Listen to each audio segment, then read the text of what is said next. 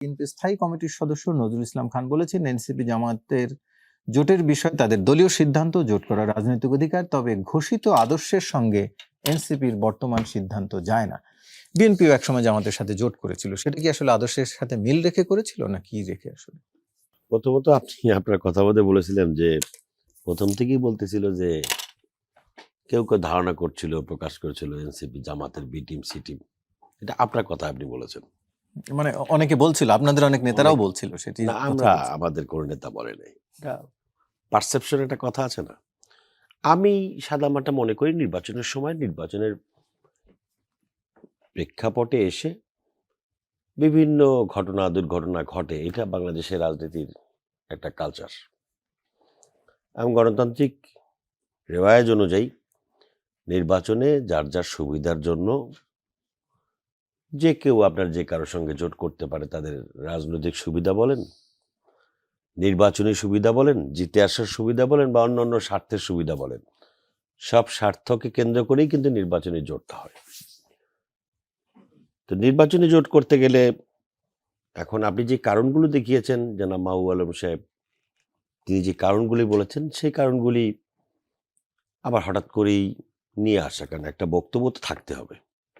আপনি ধরেন চরমোনায়ের ইসলামী আন্দোলন বাংলাদেশ জামাত ইসলামী একসময় বলতো যে যে জামাত যার সঙ্গে গেছে শেষ, যার সঙ্গে গেছে সর্বনাশ।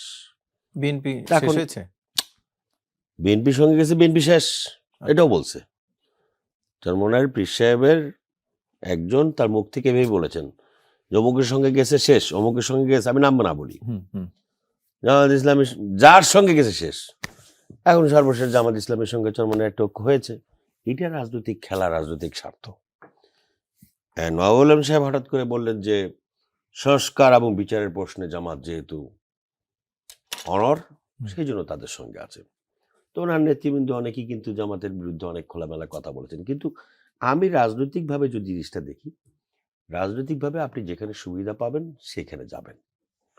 আপনি খোঁচায় জিজ্ঞেস করার চেষ্টা করেছেন 30টা 35টা আসন, গণমাধ্যমের খবরে, গণমাধ্যমের খবর। আমি সেদিকে যেতে চাই না। আমি তাদের যেখানে রাজনৈতিক সুবিধা হয়, এটা গণতান্ত্রিক অধিকার। রাজনৈতিক জোট গঠন করা, কে কোন দিকে যাবে সেটা তাদের ব্যাপার, এখানে আমার কোনো বিষয় না। কিন্তু প্রশ্নটা হচ্ছে উনি যে বিষয়গুলি বলেছেন যে মৌলিক সংস্কারের সঙ্গে উনি বুঝাতে চেয়েছেন যে বিএনপি মৌলিক সংস্কারের সঙ্গে একমত ছিল না। এটা এক ধরনের অপপ্রচার, মিথ্যাচার নাই বলি। কারণ মৌলিক সংস্কারটা কি? মৌলিক সংস্কার হলো আমাকে সবকিছু আপনি আমার মতো করে দেবেন, তাহলে মৌলিক সংস্কার। নোট অফ ডিসেন্টের কথা আপনি বলেছেন যে জামাতও নোট অফ ডিসেন্ট দিয়েছে, তারা তো এখন পর্যন্ত জুলাই সনদে স্বাক্ষরই করে না। জুলাই সনদের অনুষ্ঠানে গিয়েছে এনসিপি, কিন্তু স্বাক্ষর করে নাই, তাই না? তার আমার নিজের মতো করে হইলে এটা ঠিক আছে, আর আমার নিজের মতো করে যদি না হয় তাহলে আমি ওর মধ্যে নাই। এটা তো বাংলাদেশের রাজনীতির কালচার। এই কালচারটাই চেঞ্জ করার জন্য চেষ্টা চলছিল, কিন্তু আসলে দেখা গেছে যে সবাই তার নিজের স্বার্থের বাইরে দেশের স্বার্থটাকে আগে কেউ দেখতে চায় না। এইটা প্রমাণিত হয়েছে। এবং মৌলিক সংস্কারের প্রথম বাংলাদেশকে নতুন করে সাজানোর সংস্কার রূপরেখা, 31 দফা রূপরেখা আজ থেকে 5 বছর আগে বিএনপির পক্ষ থেকে, বিএনপির ভারপ্রাপ্ত চেয়ারম্যানের পক্ষ থেকে ঘোষণা করা হয়েছে। বাংলাদেশে সংস্কারের কথা অনেকেই মুখ দিয়ে বলেছে, কিন্তু কি কি সংস্কার করবেন, কোন আদলে সংস্কার করবেন, এবং আপনি দেখেছেন যে এই যে 9 মাসের যে আলোচনা, সেই আলোচনার মধ্যে প্রায় 80% বিএনপির যে সংস্কার প্রস্তাব, সে প্রায় 80% তার সঙ্গে মিল ছিল। নোট অফ ডিসেন্ট একটা গণতান্ত্রিক প্রক্রিয়া, এটা তো রাজনৈতিক শিষ্টাচারের একটা অংশ। নোট অফ ডিসেন্ট তো নাজায়েজ কিছু না, হারাম কিছু না। তো নোট অফ ডিসেন্ট দিছে কি হয়েছে? আমার দ্বিমত থাকতেই পারে। জোর করে কাউকে একমত করা, ওটার নাম তো গণতন্ত্র না, ওটা তো আরেক ধরনের ফ্যাসিবাদ। তো নোট অফ ডিসেন্ট দিয়েছে।